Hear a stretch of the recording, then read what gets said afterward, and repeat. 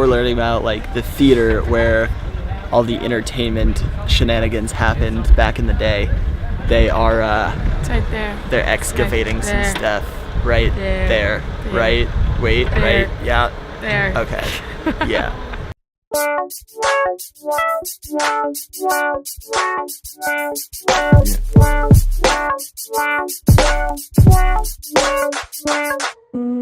What are we doing today? Today, we just passed the border into the West Bank.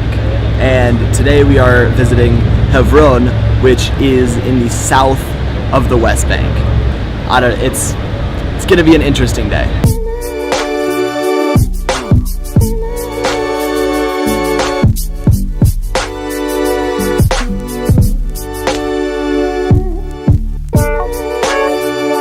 What we're going to do is we're going to head down in the middle of Herodium. We can see the area with the columns. All of this is about 2,000 years old, and all of this is original. I'm going to host you in the beautiful sculpture garden that's in the middle, called the Prestile Garden with the columns over there.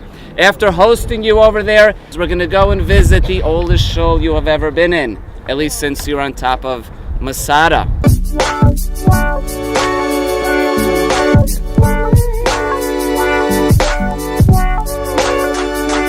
Right now we are going down into caves. These tunnels were built for water supply. They would fill up with water, and that's how the Romans would get their water.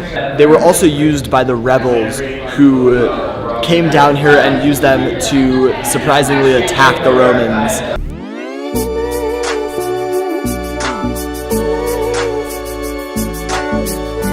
That's a wrap here with our history lesson at Herodium. We are on our way now to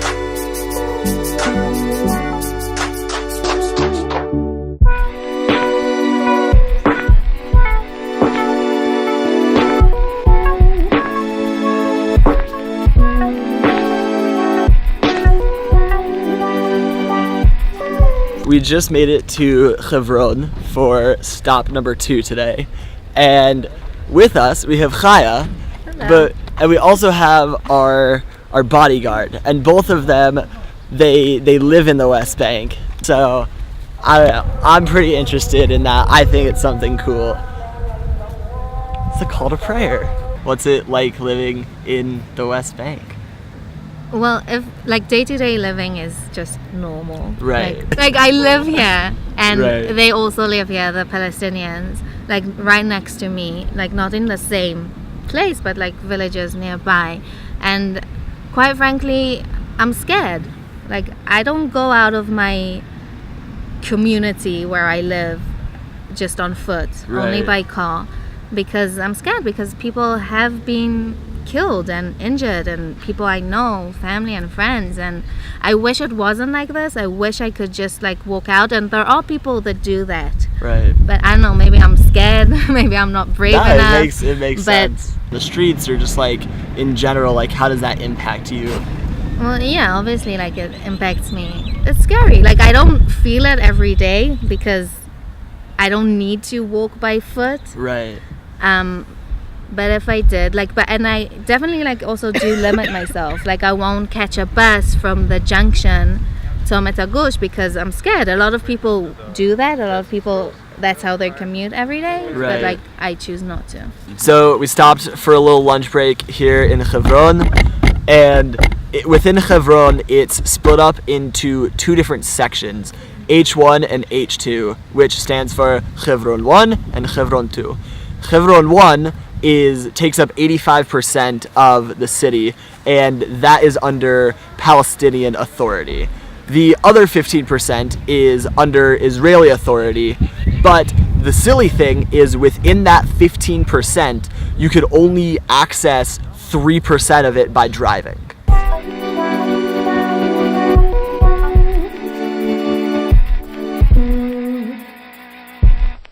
We are on our way now to go talk with someone by the name of David Wilder about like modern day Hebron and the conflict here. One thing I've realized since we came into the city is just the increase of like soldiers and military power here.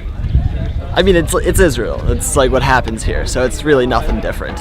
Yes, there are soldiers everywhere because in Israel there's a mandatory draft, but at the same time, you know, they're 18-year-olds. They're the same age as me, and they're just kids who are put into the army and given a gun and told what to do. So it's kind of an interesting perspective, in my opinion.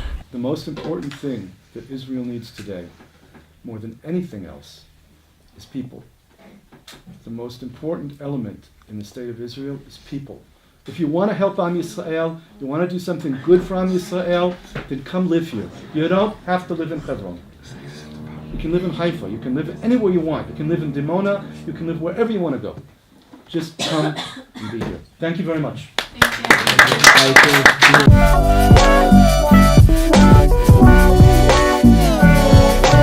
It was very nice listening to David Wilder talk about his opinions and what he does here and like the whole situation in the West Bank. If you want to know more about him, he used to be a reporter. I'll link him down in the description if you want to read more about him.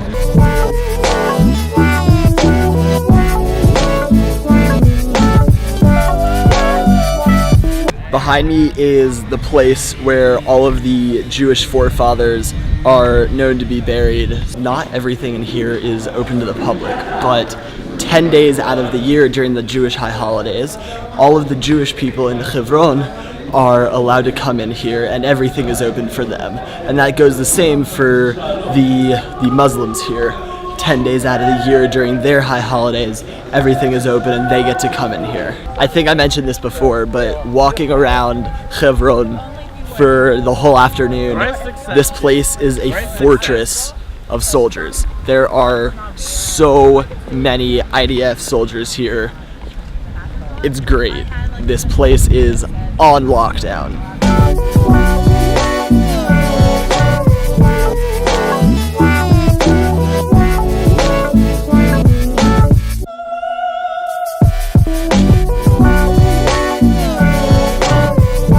Be careful, don't get close to him. He's a crazy, psychopathic tyrant murderer. So watch out.